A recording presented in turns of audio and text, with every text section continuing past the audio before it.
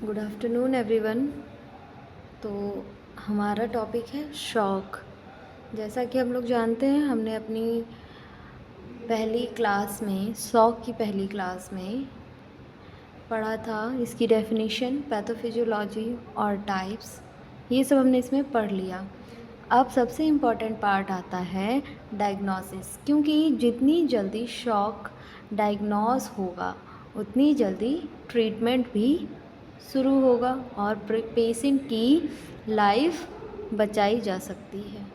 ठीक है, हमने पहले शॉक के बारे में जाना, ठीक है, उसकी डेफिनेशन पढ़ी, क्या क्या शॉक मतलब होता है। ठीक है, शॉक कितने टाइप्स के होते हैं, शॉक के कॉजेज़ पढ़ लिए, क्लिनिकल फीचर्स पढ़ लिया। टाइप्स में हाइपोवॉल्मिक, कार्डियोजेनिक, डिस्ट्रीब्यूटिव, ऑब्स्ट्रक्टिव और सेप्टिक शॉक, ये सब हमने इसमें पढ़ लिया। ठीक है, अब हम क्या पढ़ने वाले हैं, इसकी डायग्नोसिस। क्योंकि जितनी जल्दी हम इसको डायग्नोस कर पाएंगे, शॉक को, किसी प्रॉब्लम को हम जितनी जल्दी डायग्नोस कर पाएंगे उतनी जल्दी ही उसका ट्रीटमेंट होगा और उतनी ही जल्दी हम पेशेंट को बचा पाएंगे। ठीक है, उतनी ही जल्दी हम पेशेंट को सेव कर पाएंगे। ठीक है, डायग्नोसिस का मतलब सिर्फ बीपी चेक करना नहीं होता। डॉक्टर पेशेंट की हिस्ट्री, फिज़िकल एग्जामिनेशन और इन्वेस्टिगेशन की हेल्प से शॉक का कॉज और सीवियरिटी दोनों आइडेंटिफाई करता है। क्या करता है डॉक्टर हिस्ट्री और फिज़िकल एग्जामिनेशन और इन्वेस्टिगेशन की हेल्प से शॉक का कॉज पता करता है और उसकी सीवियरिटी, उन दोनों का पता लगाता है। डॉक्टर सिर्फ बीपी चेक नहीं करता, सिर्फ पल्स चेक नहीं करता, सिर्फ रेस्पिरेटरी नहीं चेक करता है। डॉक्टर क्या करता है, उसकी हिस्ट्री लेता है। ठीक है, पिछली हिस्ट्री में उसका कोई चीफ कंप्लेंट रही हो, क्या उसकी उस टाइम पे हिस्ट्री रही हो, ये सब पता करता है। ठीक है, फिज़िकल एग्जामिनेशन करता है, तभी उसे कहीं आइडिया लग पाता है कि पेशेंट को क्या हुआ है। ठीक है, और उसके कॉजेज़ क्या क्या हैं, उसकी सीवियरिटी क्या है, उस डिज़ीज़ की सीवियरिटी क्या है। ठीक है, तो इसमें डायग्नोसिस में हमारा पहला है हिस्ट्री। हिस्ट्री में क्या है, हिस्ट्री टेकिंग में सबसे पहले पेशेंट या अटेंडेंट से हिस्ट्री ली जाती है। देखो, अगर पेशेंट अनकॉन्शियस है, बोल नहीं पा रहा है, ठीक है, तो ऐसी कंडीशन में हम पेशेंट के पेरेंट से या फिर जो उनके अटेंडेंट्स आए हुए होते हैं उनसे हम हिस्ट्री लेंगे पेशेंट की। ठीक है, फिर उसमें डॉक्टर क्या क्या पूछते हैं, एक्सीडेंट हुआ था या नहीं। ठीक है, ये हिस्ट्री टेकिंग है। ठीक है, कोई हैवी ब्लीडिंग हुई, बर्न हुई है, ठीक है, वोमिटिंग या डायरिया हो रही है या फिर हुआ था। ठीक है, फीवर या इन्फेक्शन था, चेस्ट पेन हुआ था, एलर्जी कब का हिस्ट्री था। ठीक है, एलर्जी कोई थी या पहले, ये पूछेंगे। ठीक है, प्रेगनेंसी या रीसेंट डिलीवरी हुई हो। ठीक है, ये सब हम हिस्ट्री में पूछते हैं। ठीक है, पेशेंट से ये सब हम उसकी हिस्ट्री में पूछते हैं। जैसे एक एग्ज़ाम्पल के थ्रू मैं आपको बताऊं, अगर एक लेडी की डिलीवरी के बाद बहुत ब्लीडिंग हो रही है और बीपी लो है, तो डॉक्टर को तुरंत पोस्टमार्टम हैमरेज मींस पीपीएच के बारे में सोचना चाहिए। जैसे अभी किसी लेडी की, किसी वीमेन की डिलीवरी हुई है, अब डिलीवरी के बाद उसे बहुत हैवी ब्लीडिंग हो रही है। ब्लीडिंग होना नॉर्मल है, लेकिन अगर बहुत ज़्यादा ब्लीडिंग होनी स्टार्ट हो रही है, हैवी ब्लीडिंग हो रही है, तो इट्स मीन कि वो पीपीएच है, उसे पोस्टमार्टम हैमरेज हुआ है। ठीक है, तो डॉक्टर क्या करेगा, इसके बारे में सोचेगा। ठीक है, इसी तरह अगर एक्सीडेंट के बाद पेशेंट अनकॉन्शियस है और बीपी लो है, तो इंटरनल ब्लीडिंग का सस्पिशन होता है।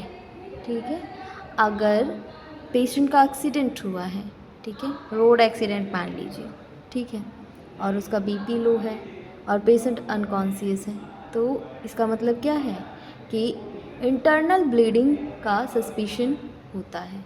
ठीक है, मीन्स उसको इंटरनल ब्लीडिंग हो रही है। ठीक है, नेक्स्ट हम आते हैं हमारे फिज़िकल एग्जामिनेशन पे। अब फिज़िकल एग्जामिनेशन में क्या है, हिस्ट्री के बाद फिज़िकल एग्जामिनेशन किया जाता है, ठीक है। हिस्ट्री के बाद क्या किया जाता है, फिज़िकल एग्जामिनेशन किया जाता है। डॉक्टर सबसे पहले ABCDE अप्रोच फॉलो करता है। क्या फॉलो करता है, ABCDE अप्रोच फॉलो करता है। ए मीन्स, ए किसको डिनोट कर रहा है, एयरवे को, ठीक है। चेक किया जाता है कि एयरवे ओपन है या नहीं। ए किसको डिनोट कर रहा है, एयरवे को, ठीक है। और इसमें क्या चेक किया जाता है कि एयरवे ओपन है या नहीं। अगर एयरवे ब्लॉक्ड है तो ऑक्सीजन बॉडी तक नहीं पहुंच पाएगी। अगर एयरवे ब्लॉक्ड है तो ऑक्सीजन कहाँ तक नहीं पहुंच पाएगी, बॉडी तक नहीं पहुंच पाएगी। बी मीन्स, बी किसको डिनोट कर रहा है, ब्रीदिंग को, ठीक है। बी डिनोट करता है ब्रीदिंग को। डॉक्टर देखते हैं रेस्पिरेटरी रेट, चेस्ट मूवमेंट और ऑक्सीजन सैचुरेशन। शॉक में पेशेंट फास्ट ब्रीदिंग करता है। शॉक में क्या होता है, पेशेंट फास्ट ब्रीदिंग करना स्टार्ट कर देता है, क्योंकि बॉडी ऑक्सीजन की कमी को कंपनसेट करने की कोशिश करती है, ठीक है। बॉडी क्या कर रही है, जो कि ऑक्सीजन की कमी को कंपनसेट करने की कोशिश करने लगती है, क्योंकि शॉक में पेशेंट क्या करता है, फास्ट ब्रीदिंग करता है, ठीक है। और सी किसको डिनोट कर रहा है, सी डिनोट करता है सर्कुलेशन को। सी किसको डिनोट कर रहा है, सर्कुलेशन को डिनोट कर रहा है, ठीक है। अब ये सबसे इम्पॉर्टेंट पार्ट होता है। सर्कुलेशन क्या है, ये सबसे इम्पॉर्टेंट पार्ट है।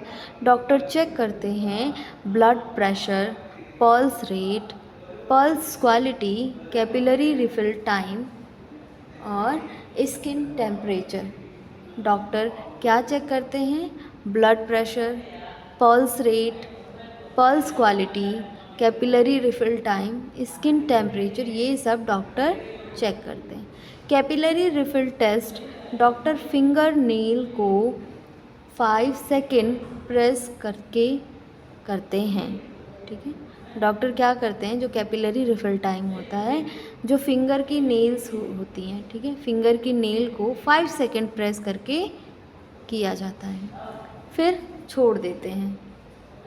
मतलब पहले प्रेस करते हैं, उसके बाद फिर छोड़ देते हैं। नॉर्मली कलर 2 सेकेंड के अंदर वापस आ जाता है, ठीक है। नॉर्मली कलर 2 सेकेंड के अंदर आ जाता है। अगर 2 सेकेंड से ज़्यादा टाइम लग रहा है तो टिश्यू परफ्यूज़न पुअर है। अगर 2 सेकेंड से ज़्यादा इसमें टाइम लग रहा है तो यानी कि टिश्यू परफ्यूज़न पुअर है। ये शॉक का अर्ली साइन हो सकता है। क्या हो सकता है, ये शॉक का अर्ली साइन हो सकता है। नेक्स्ट है डी। डी किसको डिनोट करता है, डिसेबिलिटी को। डी डिनोट करता है डिसएबिलिटी को। ब्रेन फंक्शन असेस किया जाता है। इसमें क्या किया जाता है, ब्रेन फंक्शन असेस किया जाता है। पेशेंट अलर्ट है या कंफ्यूज्ड है। पेशेंट क्या है, अलर्ट है या फिर कंफ्यूज्ड है। रिस्पॉन्स दे रहा है या अनकॉन्शियस है। पेशेंट रिस्पॉन्स दे रहा है या फिर वो अनकॉन्शियस है। इसके लिए ग्लासगो कोमा स्केल यूज़ की जाती है, ठीक है। इसी के लिए ग्लासगो कोमा स्केल यूज़ की जाती है, ठीक है क्लास। अभी डी मीन्स आप समझ गए, D means disability, brain function assess किया जाता है इसमें, ठीक है। और पेशेंट अलर्ट है या कंफ्यूज्ड है, रिस्पॉन्स दे रहा है या अनकॉन्शियस्ड है, ठीक है। इसके लिए हम किस चीज़ का यूज़ करते हैं, ग्लासगो कोमा स्केल का यूज़ किया जाता है इसमें, ठीक है। नेक्स्ट है हमारा ई। तो ई किसको डिनोट करता है, ई डिनोट करता है एक्सपोजर को।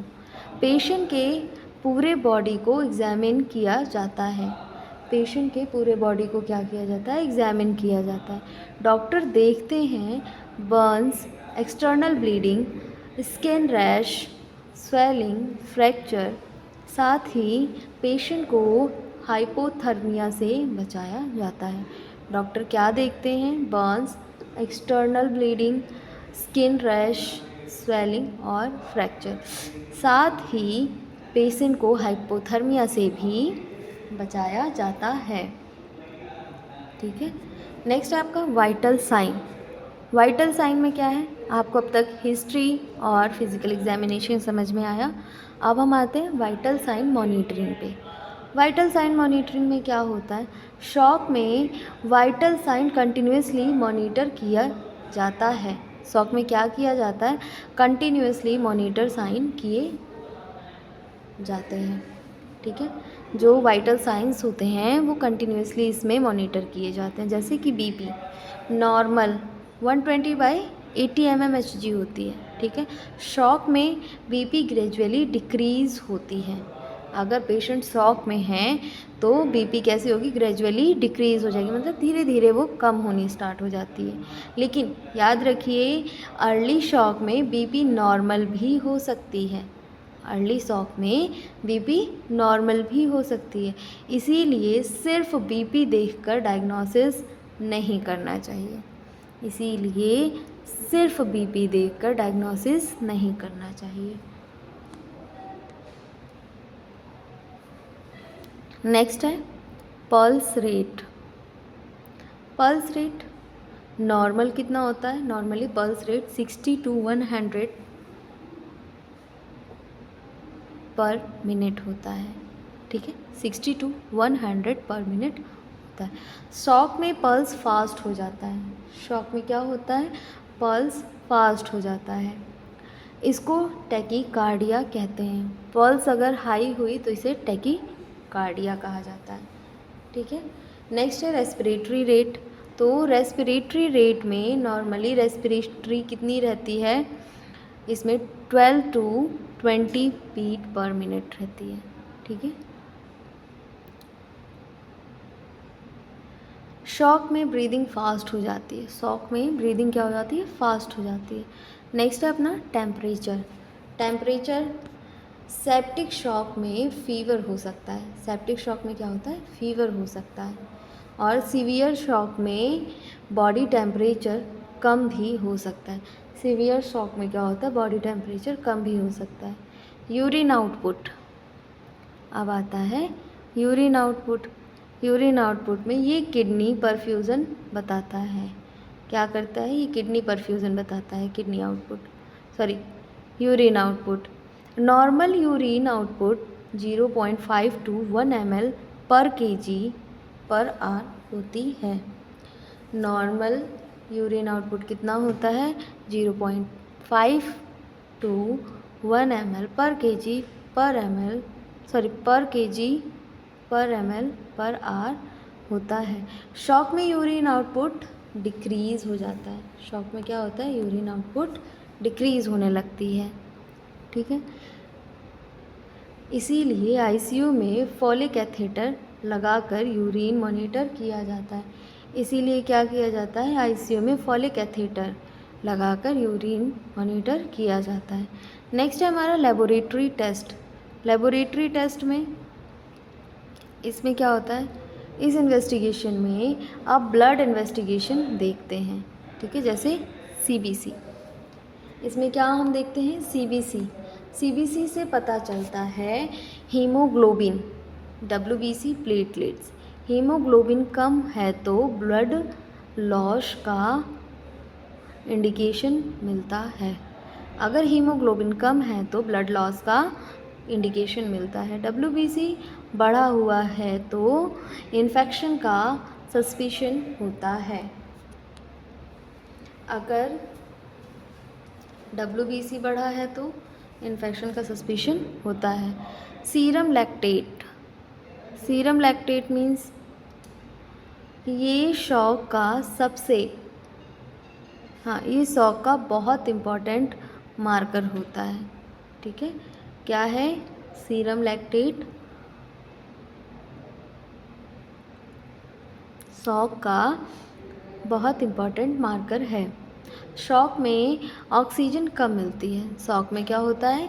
ऑक्सीजन कम मिलती है। सेल्स एनारोबिक मेटाबॉलिज्म करते हैं। सेल्स क्या करते हैं? एनारोबिक मेटाबॉलिज्म करते हैं, जिसकी वजह से लैक्टिक एसिड इंक्रीज़ हो जाता है। सेल्स क्या करने लगते हैं? एनारोबिक मेटाबॉलिज्म करने लगते हैं, जिसकी वजह से लैक्टिक एसिड इंक्रीज़ हो जाता है। हाई लैक्टेट लेवल बताता है कि टिश्यू परफ्यूज़न पुअर है। ठीक है, हाई लैक्टेट क्या बताता है? हाई लैक्टेट लेवल ये बताता है कि टिश्यू परफ्यूज़न पुअर है। नेक्स्ट है अपना ABG, arterial blood gas. Arterial blood gas, ABG से डॉक्टर चेक करते हैं ऑक्सीजन, ठीक है, carbon dioxide, blood pH। Shock में मेटाबॉलिक एसिडोसिस डेवलप हो जाता है। शॉक में क्या होता है? मेटाबॉलिक एसिडोसिस डेवलप हो जाता है। किडनी फंक्शन टेस्ट, नेक्स्ट है अपना किडनी फंक्शन टेस्ट। तो इसमें क्या होता है? किडनी डैमेज चेक करने के लिए ब्लड यूरिया, सीरम क्रेटिनिन किया जाता है। क्या किए जाते हैं? Blood urea, serum creatinine check किए जाते हैं। इलेक्ट्रोलाइट्स, इलेक्ट्रोलाइट्स में क्या है? डॉक्टर सोडियम और पोटेशियम लेवल भी चेक करता है। डॉक्टर क्या करता है? सोडियम और पोटेशियम लेवल भी चेक करता है, क्योंकि डिहाइड्रेशन और किडनी फेलियर में इलेक्ट्रोलाइट इम्बैलेंस हो जाता है। किस में हो जाता है? इलेक्ट्रोलाइट इम्बैलेंस किडनी फेलियर में और डिहाइड्रेशन में इलेक्ट्रोलाइट इम्बैलेंस हो जाता है। नेक्स्ट है अपना ब्लड कल्चर। तो ब्लड कल्चर में क्या है? अगर सेप्टिक शॉक का डाउट है, अगर सेप्टिक शॉक का डाउट है तो एंटीबायोटिक्स देने से पहले ब्लड कल्चर लिया जाता है। अगर शॉक का डाउट है तो एंटीबायोटिक देने से पहले क्या किया जाता है? ब्लड कल्चर किया जाता है। इससे इन्फेक्शन का ऑर्गेनिज्म आइडेंटिफाई होता है। इससे क्या होता है? इन्फेक्शन का ऑर्गेनिज्म आइडेंटिफाई होता है। ठीक है, नेक्स्ट है इमेजिंग। इमेजिंग में ECG, कार्डियोजेनिक शॉक में ECG बहुत इम्पॉर्टेंट है। कार्डियोजेनिक शॉक में ECG बहुत इम्पॉर्टेंट होता है हार्ट अटैक आइडेंटिफाई करने के लिए। क्या आइडेंटिफाई करने के लिए? हार्ट अटैक आइडेंटिफाई करने के लिए। चेस्ट एक्सरे यूज़फुल है पल्मोनरी एडिमा के लिए, निमोनिया के लिए और न्यूमोथोरैक्स आइडेंटिफाई करने के लिए यूज़फुल है। नेक्स्ट है ultrasound. Ultrasound means fast scan. Trauma patient में अल्ट्रासाउंड से इंटरनल ब्लीडिंग डिटेक्ट की जाती है। ट्रॉमा पेशेंट में क्या किया जाता है? अल्ट्रासाउंड से ही इंटरनल ब्लीडिंग डिटेक्ट किया जाता है। इकोकार्डियोग्राफी, इकोकार्डियोग्राफी में क्या होता है? हार्ट की पंपिंग कैपेसिटी चेक करने के लिए, हार्ट की क्या पंपिंग कैपेसिटी चेक करने के लिए वेल्व डिजीज़ और कार्डियक टेम्पोनेट भी डिटेक्ट होता है। ठीक है, इसमें क्या होता है? वेल्व डिजीज़ और कार्डियक टेम्पोनेट भी डिटेक्ट होता है। नेक्स्ट अपना CT स्कैन। CT स्कैन में पेशेंट स्टेबल होने के बाद, ठीक है, अब पेशेंट स्टेबल हो चुका है, अब इनके बाद इंटरनल इंजरी और ब्लीडिंग डिफेक्ट करने के लिए, इंटरनल ब्लीडिंग और इंजरी ब्लीडिंग डिफेक्ट करने के लिए, डिटेक्ट करने के लिए। नेक्स्ट है अपना कॉम्प्लिकेशन ऑफ स्ट्रोक।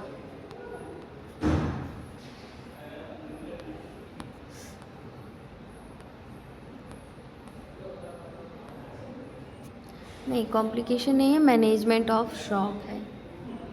ठीक है,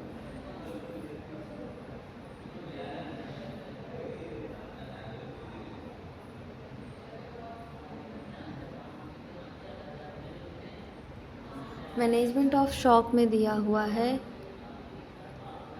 अ जनरल प्रिंसिपल ABCD, ये अप्रोच जो मैंने आपको ABCD ई का अप्रोच दिया है, airway, breathing, circulation, disability, exposure, ये सेम वही है।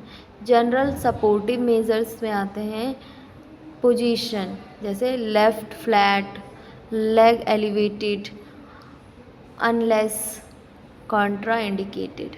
ठीक है। Oxygen therapy, two large bore IV lines. ठीक है। Fluid रेसिसिटेशन।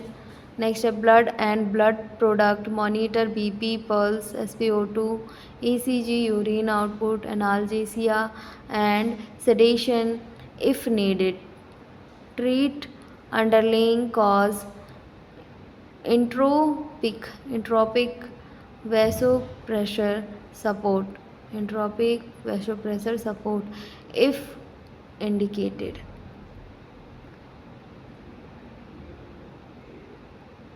Mechanical ventilation in severe case. Next अपना क्या है, सेप्टिक मैनेजमेंट। ठीक है, by types, septic management by types. तो पहला क्या है, हाइपोवॉल्मिक में दिया हुआ है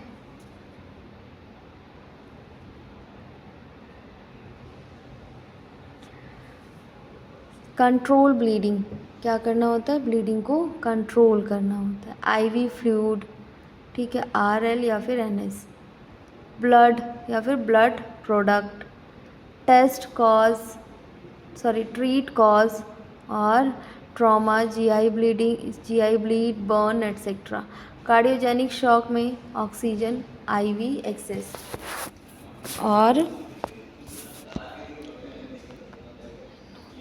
इनोट्रॉप्स, जिसको डोपामाइन, ठीक है, ये कुछ मेडिसिन है। ठीक है। Diuretics in pulmonary oedema, treat cause MI, arrhythmia, valve diseases. ठीक। Mechanical support IABP if needed. Distributive shock IV fluid देंगे। ठीक है। स्पेसिफिक मैनेजमेंट है बाय टाइप्स। ठीक है, क्या क्या देंगे, IV फ्लूइड एडमिनिस्टर करेंगे, वैसोप्रेशर और antihistamines, steroids, treat underlying causes. Next है अपना obstructive shock, treat obstruction,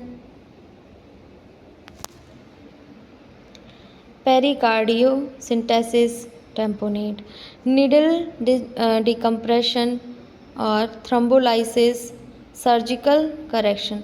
septic shock में early antibiotics, IV fluid, vasopressor और सोर्स कंट्रोल, जैसे ड्रेनेज और डिब्रीडमेंट, organ support.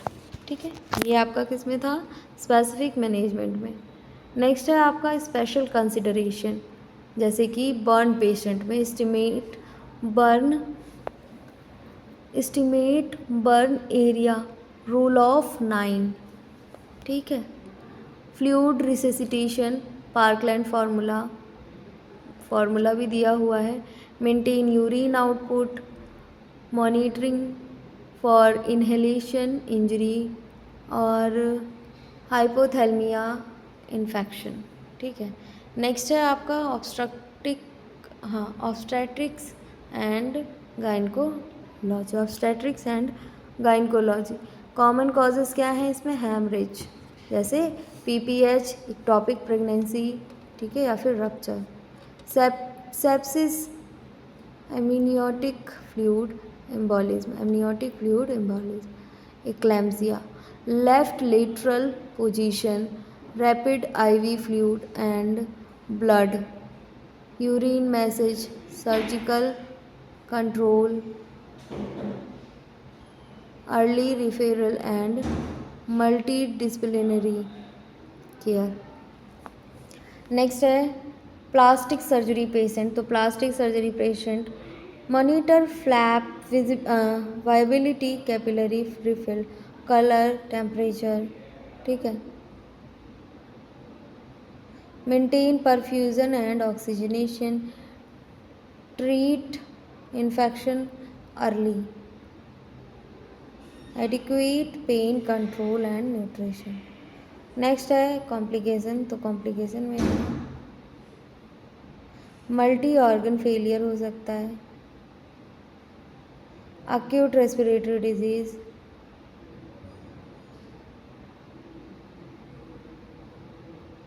acute respiratory disorder syndrome ARDS, acute kidney injury और disseminated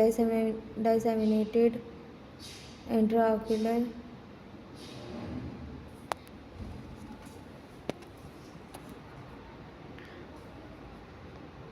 disseminated intravascular coagulation, ठीक है। Next है मेटाबॉलिक एसिडोसिस, प्रेशर, सोर और मसल वास्टिंग और डेथ, ठीक है। ये आपका थोड़ा सा शॉक का था।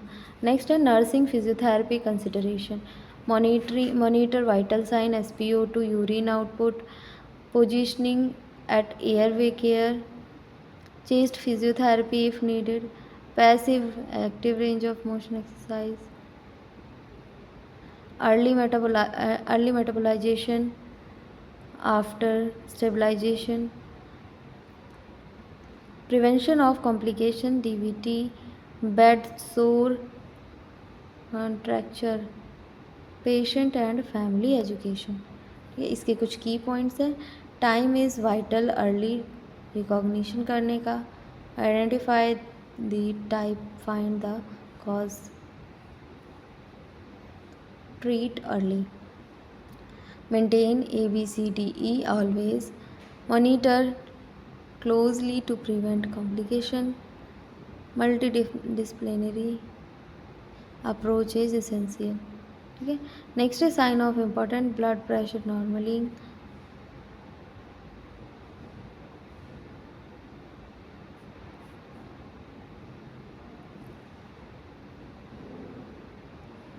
pulse rate decreasing, warmth and color of skin improving, urine output 0 to 5 ml per kg per hour, mental status improving और lactate levels decreasing, ठीक है। तो ये था आपका आज की क्लास में। हमने आज अपनी सेकंड क्लास भी ख़त्म कर ली शॉक की, ठीक है क्लास। तो आपको एक इम्पॉर्टेंट नोटिस के बारे में बता दें, अगर आप लोगों ने BAMS, BHMS, BUMS किया है तो लीगल वे में प्राइमरी स्टेज पे एलोपैथिक प्रैक्टिस अगर आप लोग करना चाहते हैं तो आपके पास लीगल गवर्नमेंट कोर्स के बारे में इंफॉर्मेशन दी जा रही है आप लोगों को, ठीक है। जो कि कौन सा कोर्स है, CCH इस कोर्स का नाम होने वाला है। CCH ये कंप्लीट कोर्स है, 1 ईयर का है। इसमें आपको सिर्फ 25,000 पे करना होता है। एक और कोर्स है, अगर आप लोगों ने अपना मेडिकल स्टोर, जो भी स्टूडेंट अपना मेडिकल स्टोर चला रहे हैं, ठीक है, वो अपना मेडिकल स्टोर फार्मा क्लिनिक में चेंज करना चाहते हैं तो आपके लिए बेस्ट है टेलीमेडिसिन कोर्स। इसमें आपको बताया जाएगा कैसे आप अपने मेडिकल स्टोर को कॉरपोरेट मेडिकल स्टोर से बेहतर कर सकते हैं और एक हेल्थ केयर और इकोसिस्टम डेवलपमेंट कर सकते हैं। इसमें आप डॉक्टर से ऑडियो वीडियो कॉल पे कनेक्ट हो सकते हैं और इसका भी कंप्लीट चार्ज है 25,000, 25,000, ठीक है। अगर आप लोग इंटरेस्टेड हैं, अगर आप लोगों को करना है तो आप लोग जो वीडियो पे दिया गया नंबर शो हो रहा है उस नंबर पे कॉल करिए, उस नंबर पे अपनी क्वारीज़ पूछिए, क्या दिक्कत है, क्या प्रॉब्लम है। यहाँ लोग बैठे हुए हैं आपकी प्रॉब्लम को सॉल्व करने के लिए, ठीक है। अगर आपको कोई भी ज़रा सा भी लगता है कि नहीं हमको अभी नहीं निकलना चाहिए, हम बाद में निकलेंगे, ठीक है, तो आप लोग बाद में करिएगा, ठीक है क्लास। आप लोगों को अगर ये कोर्स करना है तो आप लोग वीडियो में दिए गए नंबर पे कॉल कर सकते हैं, अपनी क्वेरीज़ पूछ सकते हैं, आपको क्या क्या डाउट है, ठीक है, सब्जेक्ट को लेके, इस फीस को लेके, या फिर कुछ भी जो भी आपको डाउट लगता है आप लोग पूछ सकते हैं। फ़िलहाल आज हम अपनी क्लास यहीं तक एंड करते हैं। Thank you.